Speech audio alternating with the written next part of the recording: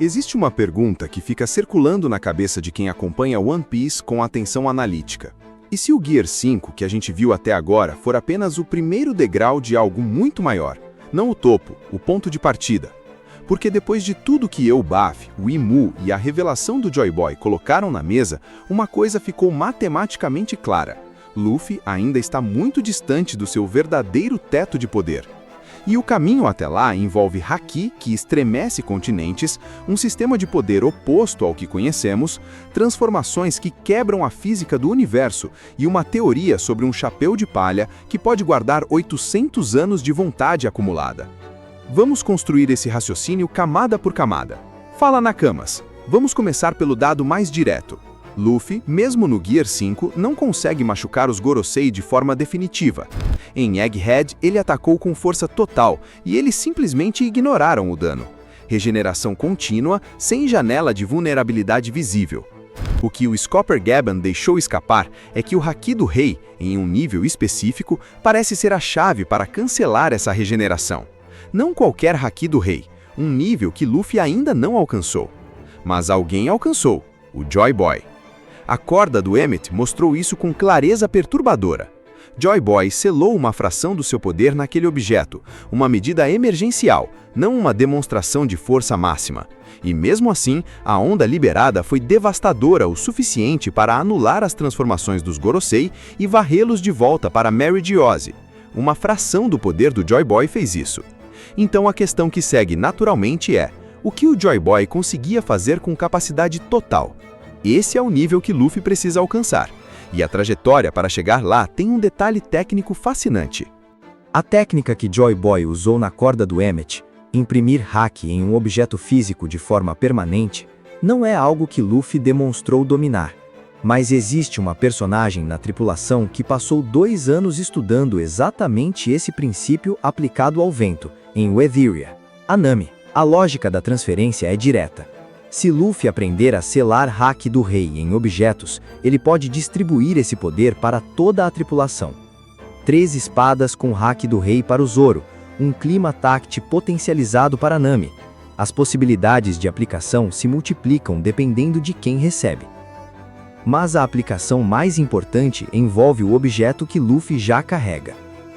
O chapéu passou de Roger para Shanks, de Shanks para Luffy.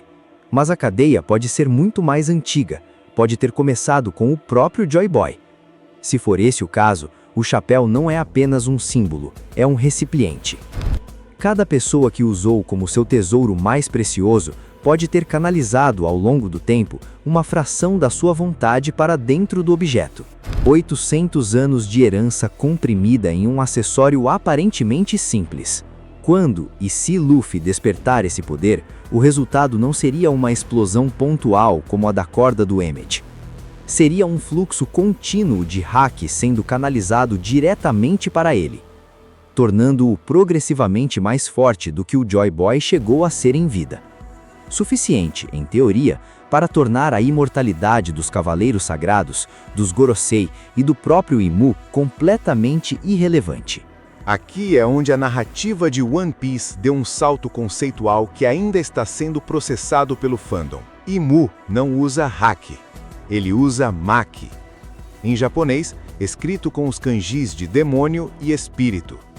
Enquanto o Haki é definido como espírito da vitória, uma manifestação de vontade e força interior, o Maki é sua contraparte sombria, o espírito do demônio.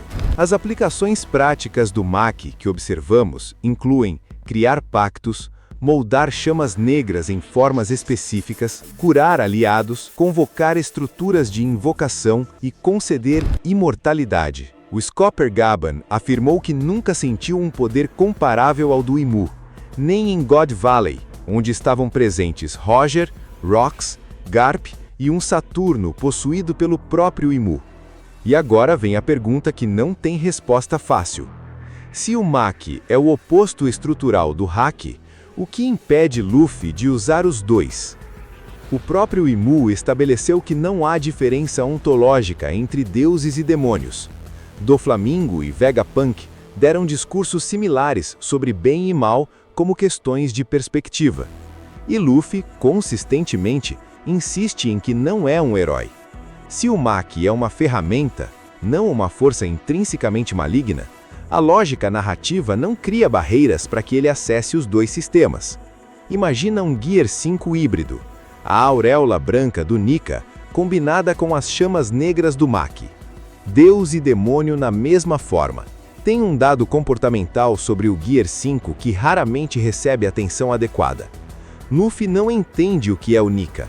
Ele não senta quieto o suficiente para alguém explicar. A própria vontade da fruta parece influenciar seu comportamento. O riso incontrolável, as mudanças de atitude. A pergunta que isso levanta é quem está no controle quando o Gear 5 está ativo. Quando Luffy finalmente assumir comando total da fruta, com intenção e consciência plena, o que muda? Os sinais do despertar já foram mostrados. Transformar o ambiente em borracha, mas a escala disso é o que importa. E se ele conseguir aplicar esse poder a uma ilha inteira? Uma arma ancestral tentando destruir um território e Luffy transforma todo o solo em borracha para devolver o impacto de volta. Esse é nível de protagonismo para o ato final da história. Existe também a questão da gigantificação. Luffy já demonstrou escala aumentada para agarrar o Kaido e o Kizaru, mas qual é o teto disso? Existe uma espada enorme cravada na árvore de Adão em Elbaf, um detalhe visual que o Oda inseriu e que não existe como ornamento. Oda já usou esse padrão antes em Onigashima. A conexão mitológica de Luffy com Sun Wukong, Monkey D. Luffy, o rei macaco da jornada ao oeste, aponta para uma arma que se estica, que cresce, que é imprevisível. O Ruijingu Bang seria uma extensão natural de seu kit de combate. O uso atual do poder de imaginação no Gear 5 é deliberadamente cômico. Um par de óculos aqui, um pincel ali, um capacete de beisebol. Luffy faz tudo isso no modo automático, sem perceber que está quebrando leis físicas fundamentais. O que acontece quando ele aplicar isso com intenção? Uma teoria circulou no fandom que captura perfeitamente a lógica dessa progressão. O Imo planeja inundar o mundo. Luffy desce ao fundo do oceano, localiza a origem do problema e tampa o buraco com pura lógica de desenho animado. Derrotar o plano do vilão final com uma solução que só funciona dentro das regras do Toon Force. E se ele conseguir aplicar esse poder de reescrita não apenas a objetos, mas ao mundo em si? O world building de One Piece trata o planeta como um personagem autônomo, um mundo distópico e totalitário que pode ser literalmente reescrito por alguém que domina o poder da imaginação em escala máxima. A teoria mais antiga e mais resiliente sobre o ato final de Luffy: ele vai destruir a Red Line. A lógica é apertada demais para ignorar. A Red Line é o único continente do mundo de One Piece. No topo dela fica Pangaea Castle, a sede do Imo. Destruir a Red Line elimina a base do governo mundial e simultaneamente permite que os 4 mares se fundam em um único oceano, o All Blue que o Sanji perseguiu a vida inteira. E fecha com a profecia da Madame Charlie: Luffy vai destruir a Ilha dos Tritões. Quando o golpe atravessar a Red Line, os destroços caem diretamente sobre Fishman Island. Se o Noah estiver consertado no momento certo, os habitantes conseguem evacuar para a superfície. Destruição e libertação no mesmo ato.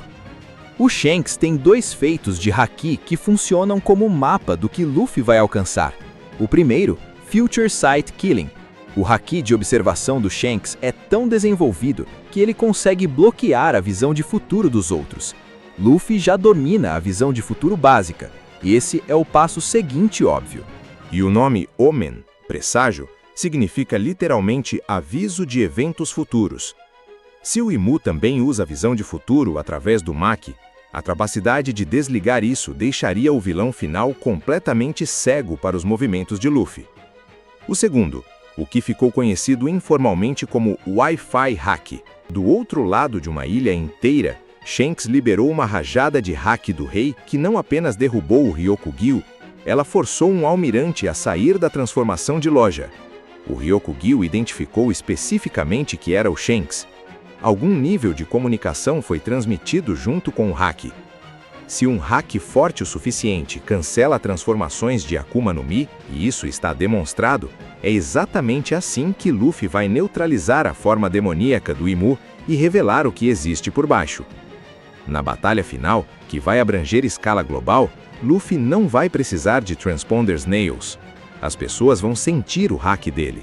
E combinando essa capacidade com a voz de todas as coisas, se comunicando simultaneamente com cada ser vivo no planeta, ele pode fazer o que Shanks fez em Marineford e o que Joy Boy fez com a corda do Emmet, forçar os demônios a saírem das pessoas possuídas pelo Imu, cancelando a possessão em escala mundial.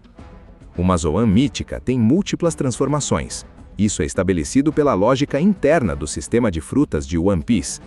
Se o Gear 5 é a forma principal, existe espaço para mais. Gear 6 é a hipótese direta. Uma transformação onde o poder de distorcer a realidade deixa de ser cômico e se torna algo que gera medo genuíno. Um estado onde Luffy pode puxar os inimigos para um território onde todas as regras físicas seguem as leis do Toon Force, com ele no controle total. Gear Reverse é a alternativa mais interessante teoricamente. Se Luffy domina Haki e Maki, divindade e demônio, ele pode ter dois estados opostos. O lado solar, com a auréola branca do Nika, o lado lunar, com as chamas negras do abismo. Dois aspectos da mesma fruta. E existe uma terceira possibilidade que o Lord One Piece construiu em múltiplas camadas.